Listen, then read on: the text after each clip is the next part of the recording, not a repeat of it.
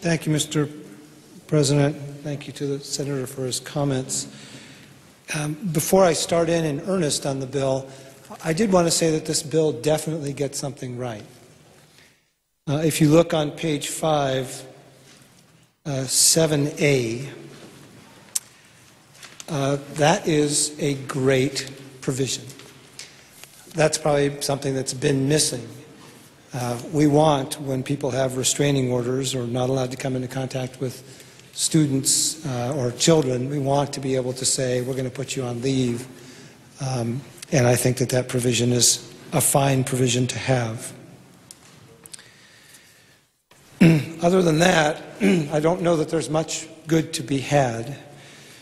I appreciate the good senator from 22's debate regarding plans and problems, because it's one of the things that seems strikingly missing in the entire debate. If you cannot define your problem, then you cannot define a solution. And if you can't define your problems into the future, you can't define solutions that will work into your future.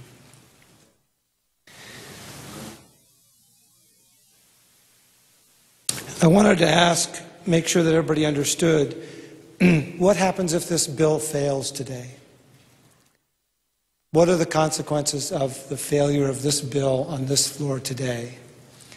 And the answer is there aren't any.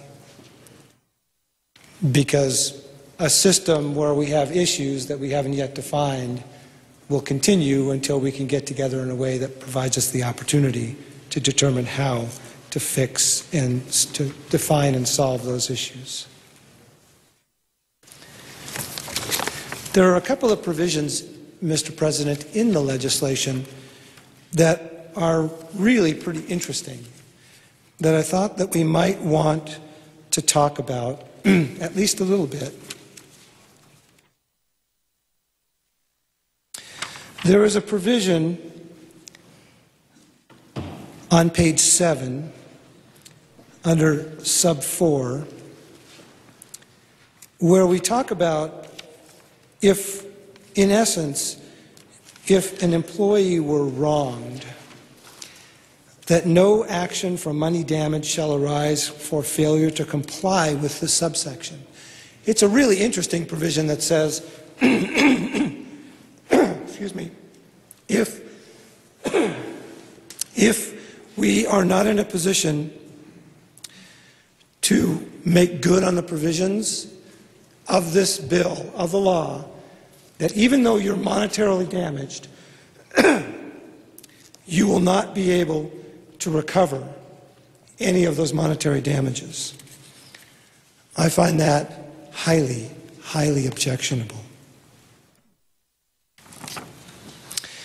On page 8, we've added language which I think is really interesting on page 14, on line 14, 15, and 16, that includes the word tenure. It's an interesting addition because we have never, ever had tenure in the state of Idaho. It's never been in the code before, and now we are adding it into the code. I don't know what impact that might have, but it's very interesting for us to add tenure into a code that never contained it before.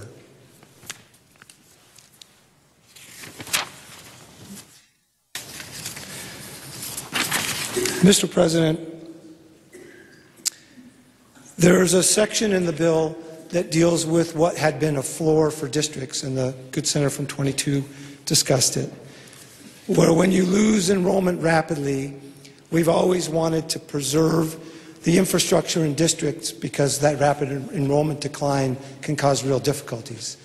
That is being stripped in this bill. There's a really interesting provision on page 15 in section 11 that gets school districts in the business of liability insurance. I don't know about you, but I think that our school districts are busy enough complying with other things without becoming insurance agents.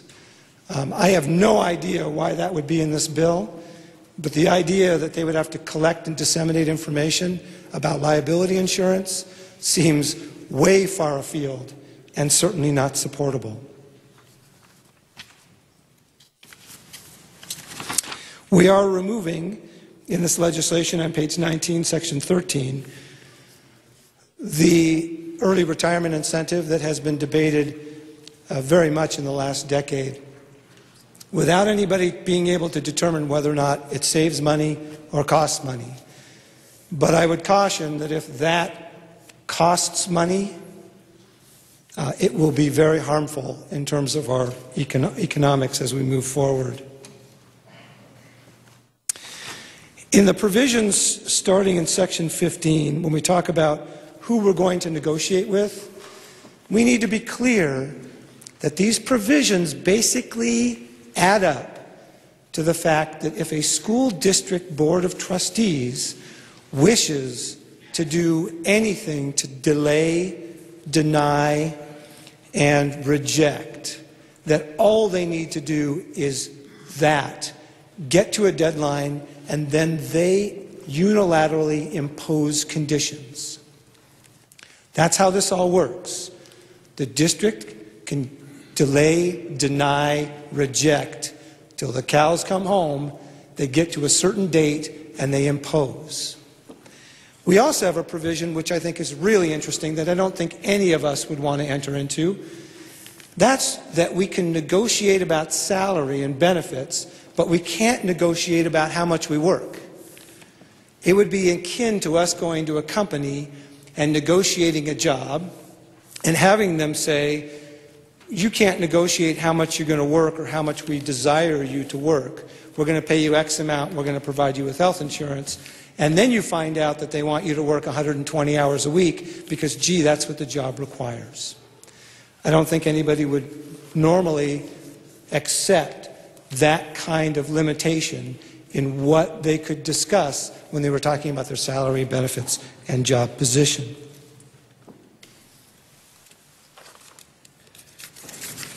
Mr. President, we've alluded to the issue in some of the debate already, but I wanted to be sure that we went back in history a little bit and thought about our predecessors in the 1950s, 1960s, and very early 1970s. I believe this current legislation, this statute that we're changing, comes from about 71. Our predecessors were not ill-informed. Our predecessors were not duped. Our predecessors didn't act because there wasn't a problem. Our predecessors put this in place because there were problems, and those problems were many, and those problems have not disappeared. One of the big problems that's very easy for us to identify and has been alluded to is the problem of the impact that teachers can have, any educator can have, on children's lives, and how those impacts can translate into a community in ways that result in the community placing pressure on district personnel to fire teachers. My daughter, Mr. President, had a very, very difficult teacher at Boise High School. Very, very rigorous. And you can bet, and we heard of many parents complaining about the level of academic rigor in this class. My daughter nearly buckled herself, though she ended up doing very well. Just that. That teacher had many, many complaints because of the level of rigor. I have heard of teachers that were providing not passing grades to athletes that would then not be available to play on athletic teams, that the administration was under huge pressure to fire that teacher. False accusations from students.